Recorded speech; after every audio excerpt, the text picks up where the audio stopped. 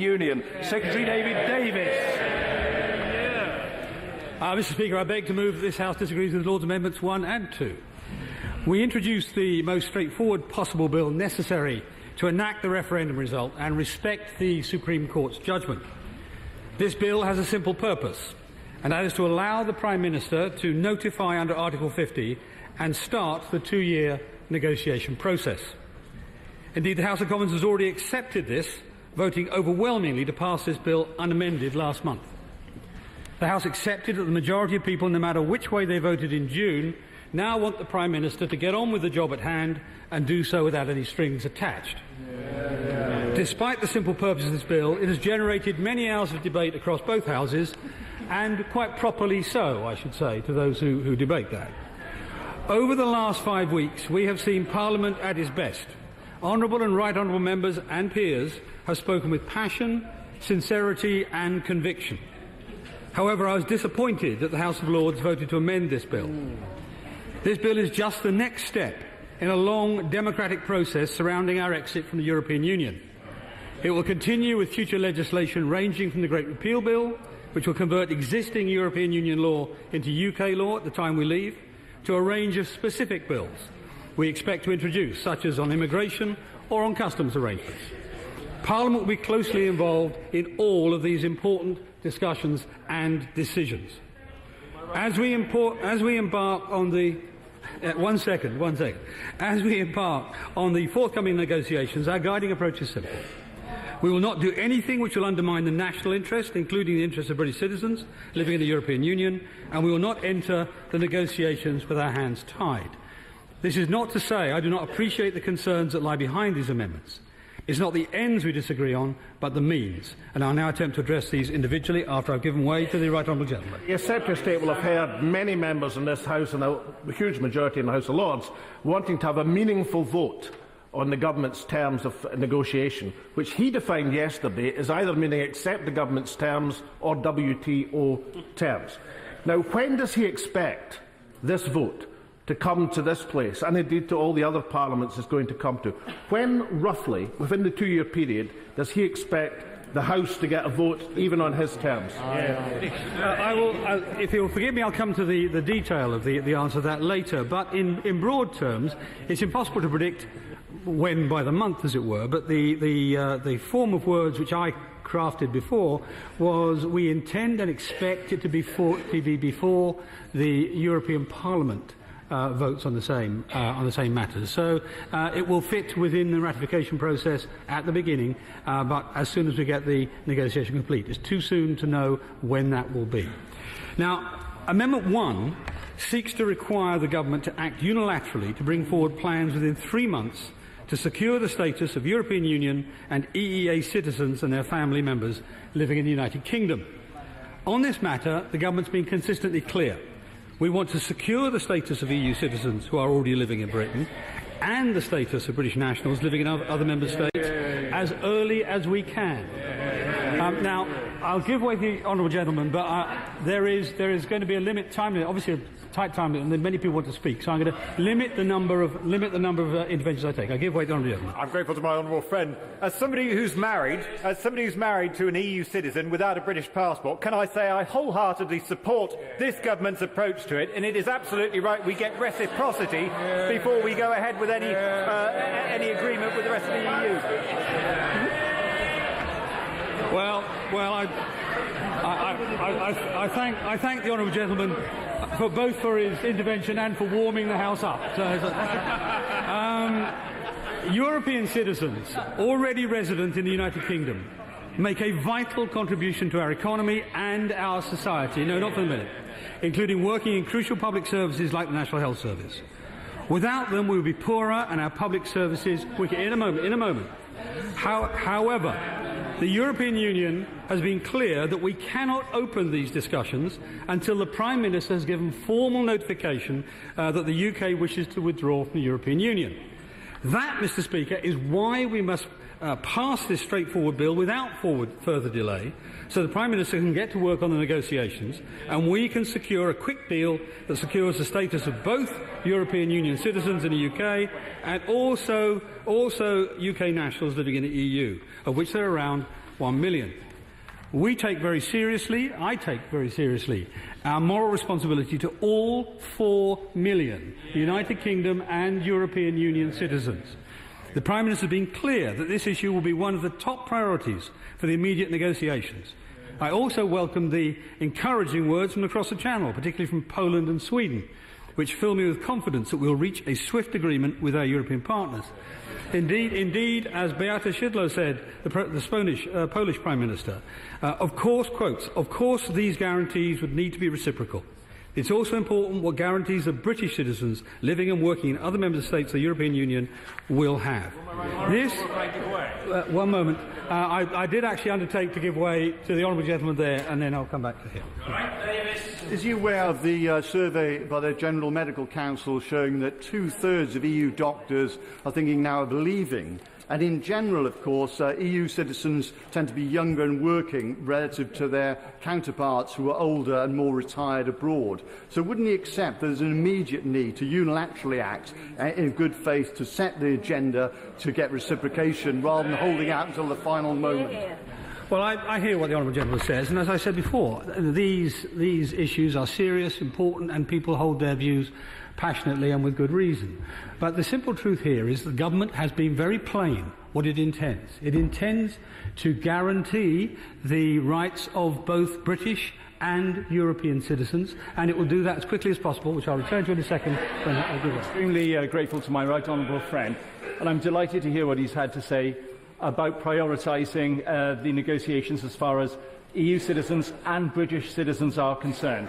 He has said that the negotiations could actually stretch out up to 2 years, but there is no reason at all why an agreement shouldn't come a lot earlier as far as the EU and British citizens are concerned. Will he give a guarantee that once agreement is made, that it will be made public in order to put out of misery the trauma that these people may be facing at this moment in time? Well, he makes a good point, because it may well be that we need treaty change to actually put in law the guarantees we want to put in place. But I would aim to get all of the member states, and indeed the Commission and the Council, to commit, even if it's an exchange of letters, so that everybody knows what their rights are and what their rights will be, and therefore deal with the issue that the honourable gentleman raised quite properly, that of people being afraid of things they shouldn't be afraid of. Yeah. And this is forgive me for the moment. This is very dependent, of course, on the commitment of other member states as well as ourselves. And as I said, Beata Szydło, the Polish Prime Minister, has made the point publicly here, but every single minister of every member state that I have spoken to, either on the continent, in their own countries, or here visiting, have reinforced the point. They want this to be at the top of the agenda. They want this to be dealt with first, and that's what we intend to do, and it will help achieve that. Forgive me, because I do have to make some progress. You know. So this amendment may well force the UK. The amendment that's being proposed may well force the UK to set out unilateral plans. In any case, now such an approach would only serve to undermine the very attempts I've just been talking about and hamper a quick resolution for all those concerned. I also want to reassure people that Parliament will have a clear opportunity to debate and vote on this issue in future before anything else happens. You know, the Great Repeal Bill will not change our immigration system. This will be done through a separate immigration bill and subsequent secondary legislation. So nothing will change for any EU citizen in the UK without Parliament's explicit approval beforehand. I give way to the honourable lady. Very grateful to Secretary of State for giving way, and given this government's track record on contingency planning is as bad as their handling of the Brexit process, I can ask the Secretary of State that if it's the case that the government isn't going to protect the position of EU nationals, and it then becomes the case that the position of EU nationals isn't protected, has the Secretary of State given consideration as to a deportation process then?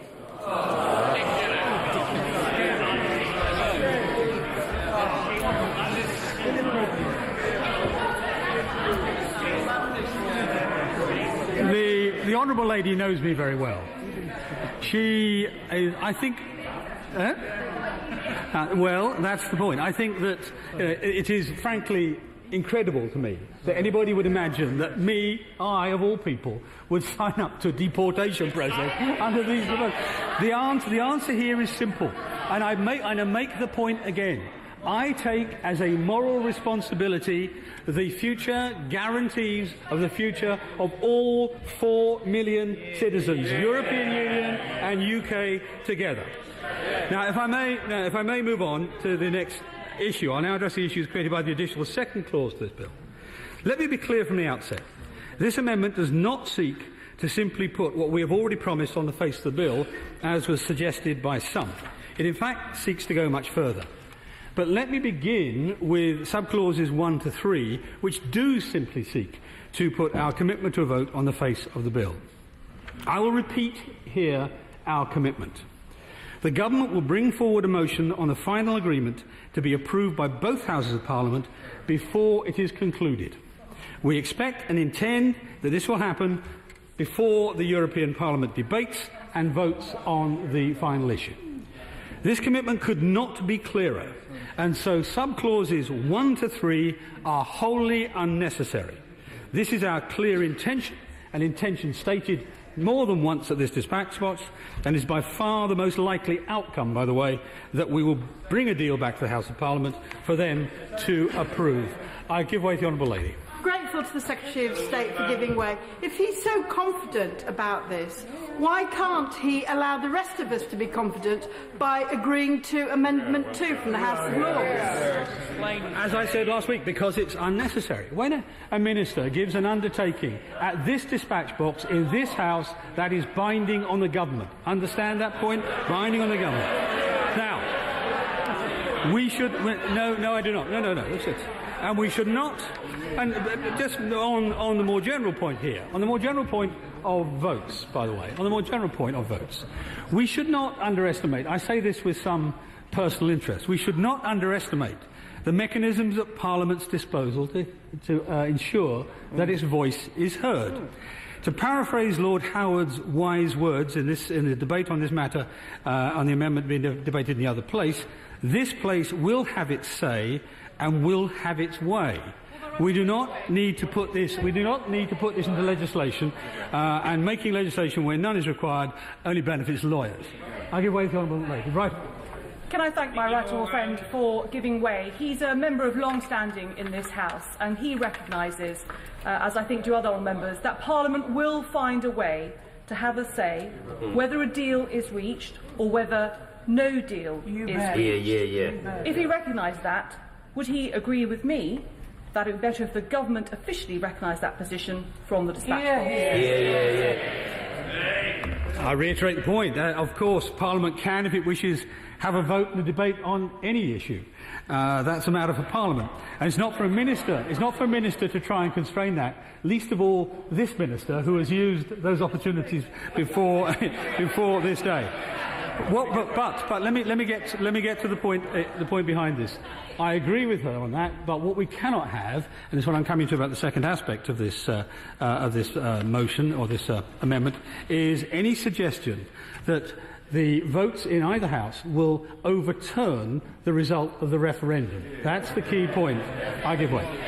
And Mr. Speaker, isn't that exactly the point? It would completely cripple the Government trying to get a really good deal for the UK. This is the time for Parliament to get behind the country that made a decision and get the best deal. You can't do that if the EU thinks they can undermine us.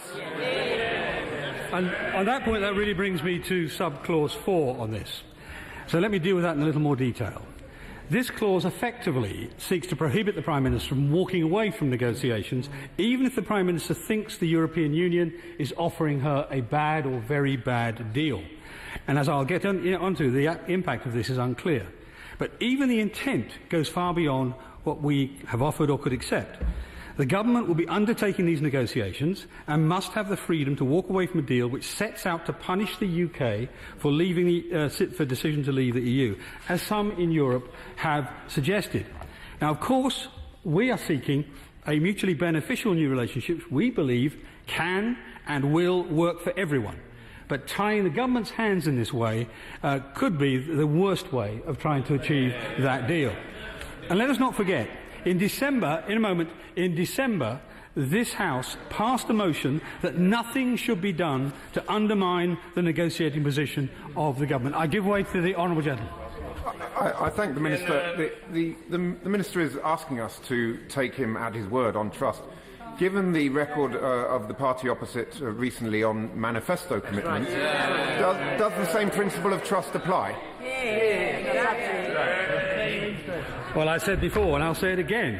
I take statements to this dispatch box as binding. Now, the idea, and the point I'll come back to, and the point that is important here is the idea that Parliament could force government to accept a bad deal will only incentivise those on the other side of the negotiating table to deliver just such a bad deal.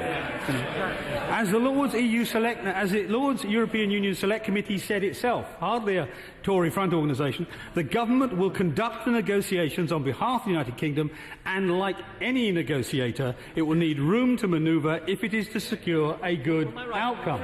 I will give way. I'm most grateful to my right honourable friend for giving way. No one in this House, as far as I'm aware, wishes to fetter the government's hand in negotiation, or indeed the government's right to walk away from the negotiations. The issue in subclause 4, the fourth part of the amendment, is about the question as whether the government comes back to this House to explain its plan and policy in the event of that happening. I would expect that to be inevitable. And yet, curiously, when we've sought assurances from the government, no more than that, not this amendment, when we've sought assurances from the government that they would do that, which seems to me to be blindingly obvious, they keep on being told that they won't give that assurance. Now, I do find that, I have to say to my right honourable friend, a bit odd, and I wonder if he could clarify. Well, my right honourable friend and old friend makes a good point. The simple truth here, however, as I've said before, is that nothing can constrain this House's right to debate and vote on anything it sees fit, and that meets this. What I'm interested in, what I'm delivering here or dealing with here, is subclause 4. And there are even bigger problems with subclause 4. During the debate on this issue in the other House, the author of the amendment, Lord Kinnock, himself admitted he did not know what would happen if Parliament voted against leaving the EU without a deal. This uncertainty is itself a strong argument against putting this amendment into statute. However, a significant number of Lords supported this amendment, and this may not be true in this House, but a number of Lords supported this amendment, Lords such as Lord Wigley and Baroness Kennedy, and they made their intentions clear, that if Parliament were to vote against leaving without a deal, the UK should seek to remain in the EU and reverse the result of the referendum. And I should say to my honourable and right honourable friends, that the European Union member states and the European Union institutions read the proceedings of this House very closely, and they will have read that and it will have raised their interest, because that's precisely what they would like to see happen. So whilst this has been badged as a meaningful vote, the reality is there are some who would seek to use this to overturn the result of the referendum. The government and the Prime Minister, and good idea comes from across the floor. Good idea. That's exactly, I'm afraid, what concerns us. The government and the Prime Minister have been crystal clear. The people of the United Kingdom have decided to leave the European Union. The government will seek to implement this this decision in a way that's most beneficial to both the United Kingdom and the European Union. What we will not do, however, is accept anything that will put the intention to leave the European Union in doubt. Will my honourable friends forgive me, because I'm coming to the end of my comments? In any prospect we might actually decide to remain in the European Union would only serve to encourage those on the other side to give us the worst possible deal in the hope we'll do exactly that. So this amendment not only restrains the negotiating power of the government, it creates uncertainty, complications throughout the negotiating process, while lessening the chances of a mutually beneficial deal that we are seeking. So I reiterate the 3 points. First, the bill was brought forward to implement the referendum result, respect the Supreme Court judgment and nothing else. Second, these amendments are unnecessary, as the government has already made firm commitments with regard to both of the two issues. We'll deliver on those commitments. Third, these amendments will undermine the government's position in negotiations to get the best deal for Britain, and that cannot be in the national interest. Therefore, it's clear to the government that we should send back to the House of Lords a clean bill. And this House has already expressed its support of this view at committee, and I ask us all to repeat that support once more. Order. The question is that this House disagrees with the Lords in their amendment number 1. Sir Keir Starmer.